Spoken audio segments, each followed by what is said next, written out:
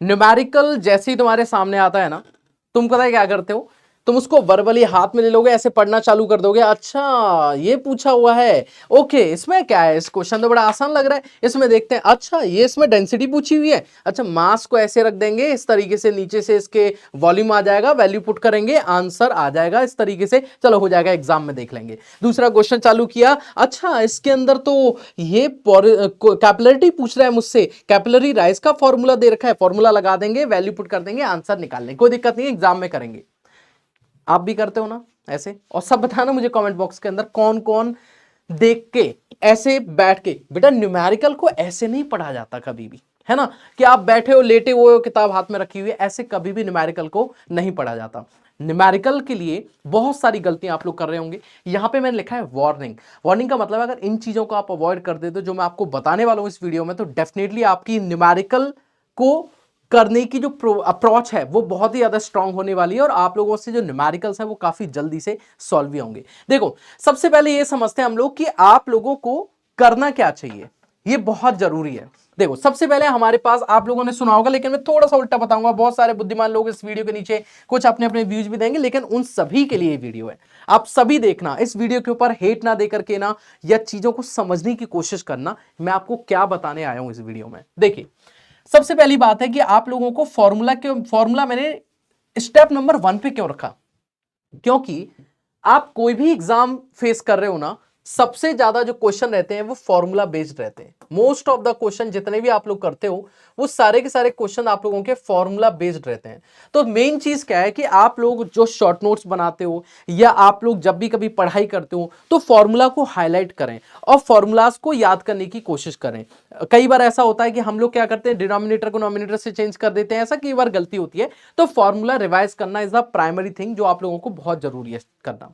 दूसरी चीज, कॉन्सेप्ट क्यों जरूरी है। जैसे फॉर एग्जाम्पल कॉन्सेप्ट इसलिए जरूरी है, मान लीजिए कई बार ऐसा हो गया कि आपसे कोई एक छोटा सा क्वेश्चन दे दिया गया आप लोगों को, ठीक है, और क्वेश्चन क्या दिया गया, मान लो फॉर एग्जांपल जैसे डेंसिटी पूछी गई आप लोगों से, मास पर यूनिट वॉल्यूम आपके पास में होता है, तो आपको पता है मास दे देगा, वॉल्यूम दे देगा, डेंसिटी में निकाल लूंगा।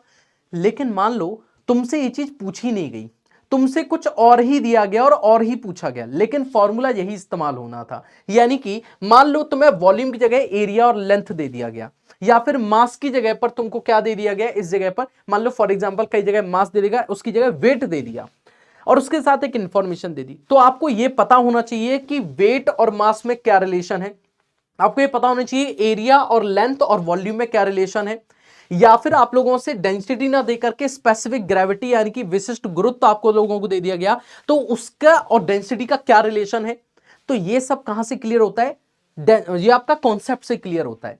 मतलब दो चीजें, पहली बात तो मोस्ट ऑफ क्वेश्चन जो होते हैं वो फॉर्मूला बेस्ड रहते हैं, तो आप फॉर्मूला के आधार पर चीजों को कर सकते हो, लेकिन उसके बाद में अगर आप क्वेश्चन कर रहे हो और वहां पर आपका डायरेक्ट फॉर्मूला जो है अप्लाई नहीं हो पा रहा, तो तब आपका क्या काम आएगा, तब आपके कॉन्सेप्ट काम में आएंगे। इसलिए मेरी अप्रोच के अकॉर्डिंग आपका कॉन्सेप्ट सेकंड नंबर पे लेकर के चलूंगा। Next thing, collecting the values. Value collecting का मतलब होता है मोस्ट ऑफ द क्वेश्चन जब आप सॉल्व करना चालू करते हो, तो अगर आपकी राइटिंग हैबिट्स बहुत अच्छी हैं तो आप लोग देखते हो, सबसे पहले हम लोग लिखते हैं जब हम लोग अपने घर पर बैठ करके क्लास में बैठ करके क्वेश्चन सॉल्व करते हैं, तो लिखते हैं गिवन डेटा क्या है, और उस गिवन डेटा को लिखते लिखते ही हमारे माइंड में उस क्वेश्चन को करने की ना एक पूरी की पूरी प्रोसेस जो है ऑटोमेटिक बनती रहती है कि अच्छा ये गिवन है, हमें ये निकालना है, तो इस तरीके से हम लोग निकालेंगे। एक हम लोग स्ट्रेटजी ऑलरेडी उस गिवन डेटा को लिखते टाइम ही बना रहे होते हैं। और कई सारी चीजें, कई बार क्वेश्चन ऐसा होता है कि गिवन डेटा लिखते ही हम आंसर तक पहुंच पाते हैं। आपको बात समझ में आ रही होगी। तो collecting value is very important.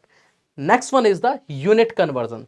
कई बार क्या होता है, क्वेश्चन गलत होने का सबसे बड़ा जो रीजन होता है वो होता है यूनिट कन्वर्जन। अब फिक्स है कि मीटर को एमएम में कैसे चेंज करना है, एमएम को सेंटीमीटर में, सेंटीमीटर को मीटर में, एमएम में कैसे चेंज करना है, न्यूटन को किलोमीटर में कैसे चेंज करना है, ठीक है, या फिर एमपीए मेगा पास्कल क्या होता है उसको गीगा पास्कल में कैसे चेंज करना है, पास्कल में कैसे चेंज करना है, यही कुछ बेसिक यूनिट्स होती हैं। या फिर आपको फिट को इंच में कैसे चेंज करना है, इंच को सेंटीमीटर में कैसे करना है, सेंटीमीटर को एमएम में कैसे करना है, किलोमीटर में कैसे करना है, ऐसे बहुत सारे यूनिट कन्वर्जन होते हैं।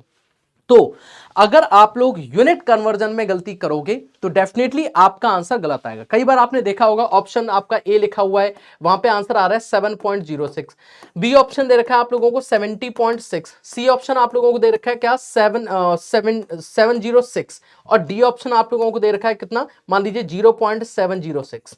अब दिक्कत क्या हुई, आपका आंसर तो आ गया और देखो सब में एक ही चीज लिखी हुई है 706 706 706 70, लेकिन इसमें 7.06 लिखा हुआ है, इसमें 70.6, इसमें 706, इसमें 0.706। इसका मतलब हो सकता है आंसर ये हो सकता है, ये भी हो सकता है, कोई भी आंसर एक हो सकता है। लेकिन अगर आपने यूनिट कन्वर्जन में गलती कर दी तो इसका मतलब आपका रिस्क जो था क्वेश्चन गलत होने का वो आपने ऑटोमेटिक खुद अपने ऊपर ले लिया। तो ये रिस्क को कम करने के लिए क्या आना चाहिए आप लोगों को, यूनिट कन्वर्जन आना चाहिए।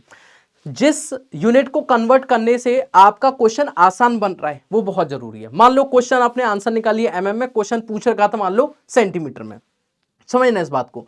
मान लो फॉर एग्जांपल आपसे क्वेश्चन पूछ रखा था किसके अंदर, एमएम के अंदर, आपने निकाला किसके अंदर, सेंटीमीटर के अंदर। मान लो आंसर आ रहा है आपका 70.6 और आपने आंसर क्या निकाल दिया एमएम के अंदर 706 को सही कर दिया और आप घर आए तो आपको पता चला हमारा क्वेश्चन ही गलत हो गया। Unit conversion is very important, ठीक है।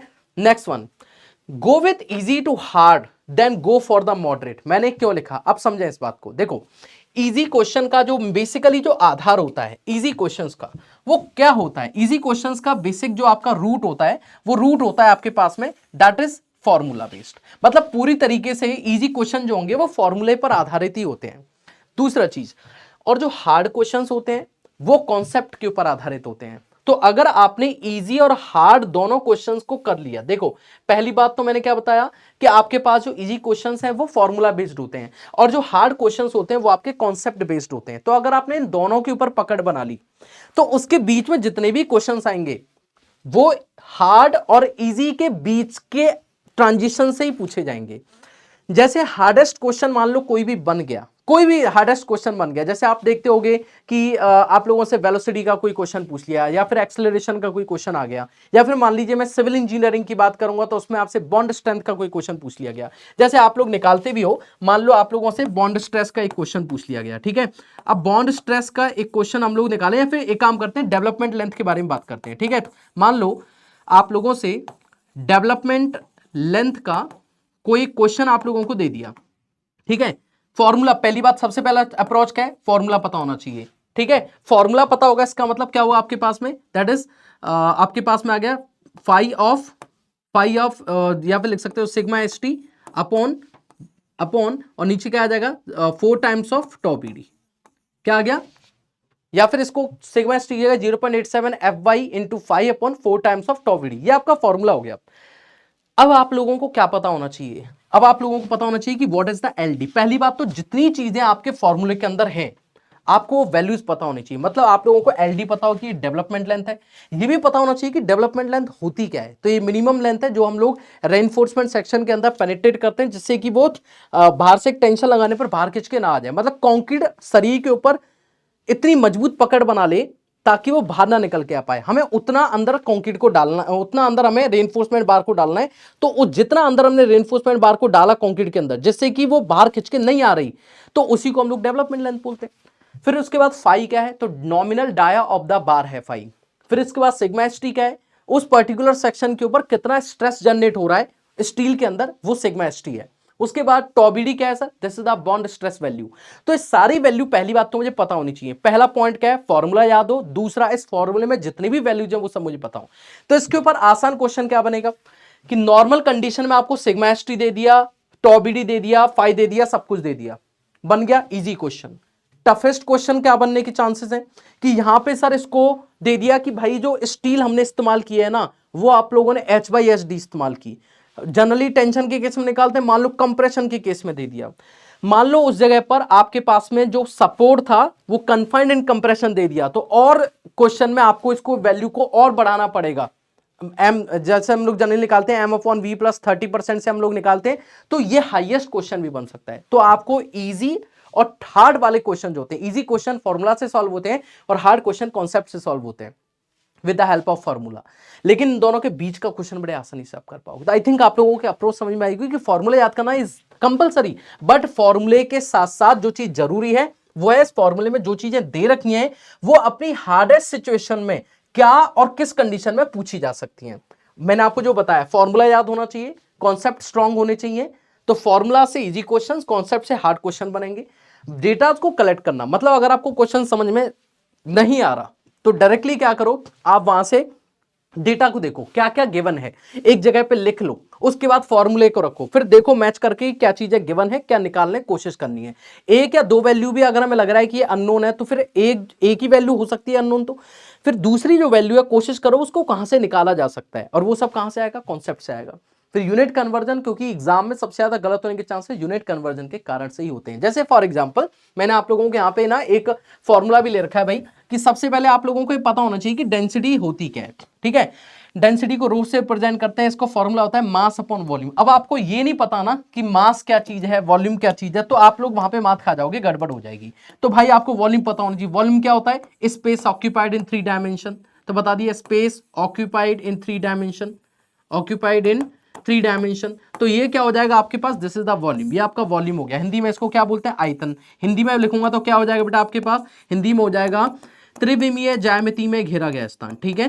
तो क्या बोलेंगे, त्रिविमीय ज्यामिति में घेरा गया स्थान, ठीक है, ज्यामिति में घेरा गया स्थान। तो इसको क्या बोल देंगे हम लोग, तो उसको हम लोग बोल देंगे क्या, वॉल्यूम। और इसकी यूनिट कोई पूछे तो क्या होती है बेटा, मीटर क्यूब होती है। इसकी यूनिट क्या होगी, मीटर क्यूब ही होगी। हिंदी इंग्लिश दोनों में आपको बता दिया। सेम ऐसे ही मास क्या होता है, तो मास आपके पास में क्या होता है, that is the quantity without gravity, मतलब क्वांटिटी ऑफ एनी मटीरियल, किसी भी मटीरियल की क्वांटिटी को हम लोग देख रहे हैं, क्वांटिटी विदाउट कंसीडरिंग ग्रेविटी। मतलब अगर ग्रेविटी को कंसीडर ना करें हम लोग, तो ग्रेविटी को कंसीडर करे बिना जो आप लोगों के पास में किसी भी मटेरियल, किसी पदार्थ का जो परिमाण होता है, जो क्वांटिटी होती है, उसी को हम लोग क्या बोलेंगे, मास बोलेंगे। इसकी यूनिट क्या होती है, केजी में होती है। अगर ये दोनों चीजें मुझे पता है, तो पहले फॉर्मूला पता हो, फिर कॉन्सेप्ट पता हो, फिर फॉर्मूले के अंदर जितनी भी चीजें लिखी हुई हैं उसमें जो भी आपके पास पैरामीटर्स लिखे हुए हैं उन सबका मतलब पता होना चाहिए, ठीक है, तभी जाके क्वेश्चन सॉल्व होगा। उसके बाद अगर वो क्वेश्चन डायरेक्ट क्वेश्चन आप लोगों का मान लो तुम्हारा फॉर्मूले से सॉल्व नहीं हो पा रहा वो, तो आप क्या करो, फिर अपने नोटबुक खोलो, अपने नोट्स खोलो, उनमें देखो कॉन्सेप्ट क्या था, कॉन्सेप्ट पढ़ो। तो इससे क्या होगा, आसान और जो टफ दोनों क्वेश्चन को करने की अप्रोच आपकी बढ़ जाएगी। अब ये बात अगर समझ में आ गई तो मैं एक नेक्स्ट चीज के ऊपर आ रहा हूं, and that is warning. Warning का मतलब तुम्हें क्या नहीं करना है वो भी जानना जरूरी है। देखो करते क्या, सबसे पहले मैंने आपको बताया था, अभी थोड़ी देर पहले हम लोग बात कर रहे थे, वर्बल चीजों को अवॉइड करें। वर्बल चीज का मतलब आप हाथ में लेकर के नोटबुक को घूम रहे हो, अच्छा ऐसे होगा, लेट के पढ़ रहे हो, अच्छा ऐसे होगा, इस तरीके से हम लोग डालेंगे, इसमें वैल्यू पुट कर देंगे, इसका यूनिट ये आ जाएगा, ये हो जाएगा, कट कर देंगे, अच्छा वहां पे कर देंगे अपन 10 की घात 3 कर देंगे इसको। ऐसे क्वेश्चन कभी भी मत करना। अगर आप लोगों के, एक मैंने नीचे एक पॉइंट लिखा है, मेक हैबिट ऑफ राइटिंग। अगर आप लोग राइटिंग की हैबिट अच्छी बना लेते हो तो डेफिनेट सी बात है ये अपने आप सुधर जाएगा। मैं क्या बोल रहा हूं, अगर आप राइटिंग की हैबिट बना लेते हो, जैसे कोई फॉर्मूला आया हाथ से लिखें।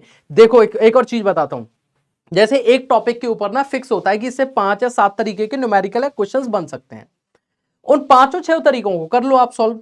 अगर वो तरीके आपको आ गए तो आराम से आप लोग क्वेश्चन सॉल्व कर लोगे। एक दूसरी चीज और अब मैं आपको बताता हूं, जैसे फॉर एग्जांपल जब भी कभी कोई स्टैंडर्ड बुक्स हम लोग क्यों पढ़ने के लिए बोलते हैं, स्टैंडर्ड बुक्स में क्या होता है, जब एक्सरसाइज दी जाती है ना तो उसमें ना कुछ प्रैक्टिस क्वेश्चन दिए जाते हैं और उससे पहले कुछ एग्जांपल्स दिए जाते हैं। जब एग्जांपल आप करते हो तो उसी टॉपिक के ऊपर पहले एक आसान क्वेश्चन, फिर थोड़ा सा मॉडरेट, फिर मॉडरेट, फिर मॉडरेट, फिर टफ, इस तरीके से क्वेश्चन दे रखे होते हैं। मतलब ये सब बता रखा होता है कि इस क्वेश्चन में क्या क्या पॉसिबल सिचुएशन बन सकती हैं। आप अगर उस प्रोसेस को फॉलो करते हैं तो आप फिर उसके बाद एक्सरसाइज के सारे क्वेश्चन को कर पाएंगे, आप कैपेबल हो पाएंगे सारे क्वेश्चंस को करने के, ठीक है। वो कैपेबिलिटी कैसे डेवलप होगी, जब आप लोग उन एग्जांपल क्वेश्चंस को कर रहे हो तो उसको वर्बली नहीं पढ़ना, उनको क्या करना है, आप लोग फॉर्मूले को लिख रहे हो, बार बार फॉर्मूला लिखा, हर क्वेश्चन में फॉर्मूला लिखा, आंसर नहीं पता चल रहा या समझ में नहीं आ रहा कहीं से, तो आपने अपने नोट्स खोले, देखा, स्टैंडर्ड बुक से तो उससे देखा, या एग्जांपल में जो सॉल्यूशन दे रखा है उसको देखा, तब आपने सॉल्व किया उसको। तो अगर आपने मान लो 8 एग्जाम्पल सॉल्व किए और 8 एग्जाम्पल के अंदर वो फॉर्मूला 8 बार आया, जब कोई फॉर्मूले थे वो 2 से 3 बार 4 बार रिपीट हो रहे हैं, तो आपने उनको हाथ से लिखा ना, तो आपकी हैबिट बन गई और वो फॉर्मूला अब आपको एक आपके कॉन्शियस माइंड में बैठ जाएगा, लंबे समय तक आपको याद रहेगा। ठीक है, जैसे a+b का होल स्क्वायर का फॉर्मूला क्यों याद है? क्योंकि जब हम लोग स्कूल के टाइम पर पढ़ा करते थे तो उस फॉर्मूले को हम लोग हर क्वेश्चन में आंसर निकालने से पहले लिखा करते थे, हमारी हैबिट थी, क्योंकि हमारा माइंड उस टाइम पे कहता था a+b का होल स्क्वायर, फिर इसमें 2 रखा, a की जगह b की जगह 4 रखा, फिर अगला क्वेश्चन आया उसमें रखा a की जगह मान लो 5 था, b की जगह 7 था, तो हर बार हम लोग a+b के होल स्क्वायर का फॉर्मूला लिखते थे। वो फॉर्मूला आज आप लिखना क्यों भूल गए? आई मीन कि वो चीज आज आप क्यों नहीं कर पा रहे, क्यों आप लेजी हो रहे हो? तो ये चीज थोड़ी सी बदले भाई, आप वर्बल सॉल्यूशन करने को थोड़ा सा अवॉइड करें। वर्बल सॉल्यूशन मैंने आपको बता दिया, किताब को हाथ में लेकर के पढ़ें, ऐसे कभी भी क्वेश्चन सॉल्व नहीं होंगे। मेन एग्जाम में जाओगे ना तो आपका कॉन्फिडेंस 0 होगा। ठीक है, next thing is practice without calculator. आप क्या करते हो, छोटी से छोटी कैलकुलेटर को ना, छोटी छोटी जो आपकी कैलकुलेशन आ रही है उनको आप लोग ना कैलकुलेटर के भरोसे छोड़ देते हो। उठाया, फोन रख रखा है साइड में, कट टक टक टक टक कैसे निकाल दिया आंसर। तुम गलती से तुम्हें 18x16 भी करना तो भी तुम कैलकुलेटर का इस्तेमाल कर रहे हो। फिर आपकी राइटिंग हैबिट कैसे डेवलप होगी, आपकी अप्रोच कैसे बनेगी? आप देखना इस चीज को, अगर आपने 18 को 10 से कई बार मल्टीप्लाई किया होगा तभी तो आपको पता है ना 180 आता है। सेम हैबिट को आप लोग कई बार डेवलप करें। सेम हैबिट का मतलब, आप अगर 18x16 को आपने 10 बार कहीं ना कहीं किसी सॉल्यूशन में किया होगा तो आप लोग डायरेक्टली बता पाओगे 18x16 कितना होता है। Got it? तो आप लोग क्या करें बेटा, विदाउट कैलकुलेटर के पहली वो कोशिश करें कि जितना भी कैलकुलेशन हो विदाउट कैलकुलेटर करें। जब आप प्रैक्टिस कर रहे हो तो विदाउट कैलकुलेटर ही करें। अगर आप लोग किसी ऐसे एग्जाम में जा रहे हो जहां पर कैलकुलेशन के लिए आपको पर्टिकुलर कैलकुलेटर नहीं मिलेगा, इवन मिलेगा भी ना तब भी आप लोग विदाउट कैलकुलेटर जितना पॉसिबल हो सके उतना ज्यादा कैलकुलेशन किया करें। Next thing is reverse thinking forward solving. मतलब कई बार जब क्वेश्चन समझ में ना आए ना तो कोशिश है करो कि पूछ क्या रहा है। अगर तुम्हें ये पता चल गया, जैसे फॉर एग्जांपल तुमसे मान लो इसी क्वेश्चन के अंदर ये दे दिया होता कि भाई तुमको मास निकालना है, उल्टा दे दिया, तुमको वॉल्यूम दे रखा है और तुमको डेंसिटी की जगह पर एक डिटेलिंग दे रखी है कि भाई हमने एक स्टैंडर्ड फ्लूइड पानी का इस्तेमाल किया हुआ है, वहां पे कहीं नहीं लिख रखा डेंसिटी क्या है। तो उससे क्या हुआ, तुम उल्टा चलो, तुम्हें क्या निकालना है, तुमने कह दिया भाई अच्छा मुझे मेरा फॉर्मूला होता है density equals to mass upon volume. अच्छा मुझसे मास पूछ रहा है तो मास क्या होगा सर, डेंसिटी इनटू वॉल्यूम, आपके पास मास हो जाएगा। ठीक है, अच्छा इसमें वाटर दे रखा है तो वाटर, तो समझे बात को, मतलब रिवर्स लेकर के चलो, क्या पूछ रहा है वहीं से क्वेश्चन को शुरू करो। ठीक है, और उसके बाद अप्रोच बनाओ अपनी। तो मैंने यहाँ पे क्या लिखा है, दिस इज वेरी इंपॉर्टेंट, मैंने लिखा है इस जगह पे that is reverse thinking and forward solving. आप उल्टा सोचिए, अगर आपको क्वेश्चन फिर भी नहीं आया समझ में, जितनी भी चीजें मैंने बता दी, तो रिवर्स थिंकिंग रखें और फॉरवर्ड सॉल्विंग करने का काम करें। ठीक है, तो आई थिंक, और सबसे लास्ट में लिखा है make the habit of writing. Writing की हैबिट के बिना आप लोग कभी भी न्यूमेरिकल अप्रोच को बढ़िया नहीं कर सकते हैं। ठीक है, तो आई थिंक आप लोगों को इस वीडियो में जो आप लोगों के बहुत ज्यादा डाउट रहते थे कि सर आप प्लीज हमें बताइए कि कैसे हम क्वेश्चन को सॉल्व करें, हमसे नहीं हो पाते, हम क्या अप्रोच अप्लाई करें इसके अंदर जिससे हमसे ज्यादा से ज्यादा क्वेश्चन बने, तो मैंने आपको आज एक अप्रोच बताई। आई होप आप लोगों को पसंद आई होगी। कमेंट बॉक्स के अंदर एक रेड कलर का हार्ट जरूर आ जाना चाहिए, और अगर आपने अभी तक मेरा ऑफिशियल टेलीग्राम चैनल ज्वाइन नहीं किया है तो मुझे आप देवेश सर PW के ऊपर ज्वाइन कर सकते हैं। मैं आपकी वहां पे हमेशा मदद करता रहता हूं। ठीक है, चलिए मिलेंगे एक और सुंदर वीडियो के अंदर, और मेरे साथ कनेक्ट होते रहिए आप लोग। और इस वीडियो के कमेंट बॉक्स में जरूर बताइए कि आप लोगों को और क्या दिक्कत आती है जिससे कि मैं उस पर्टिकुलर टॉपिक के ऊपर वीडियो बना पाऊं और आप लोगों को एक सही मार्गदर्शन और गाइडेंस दे पाऊं। थैंक यू सो मच, मिलते हैं नेक्स्ट वीडियो में। Love you all.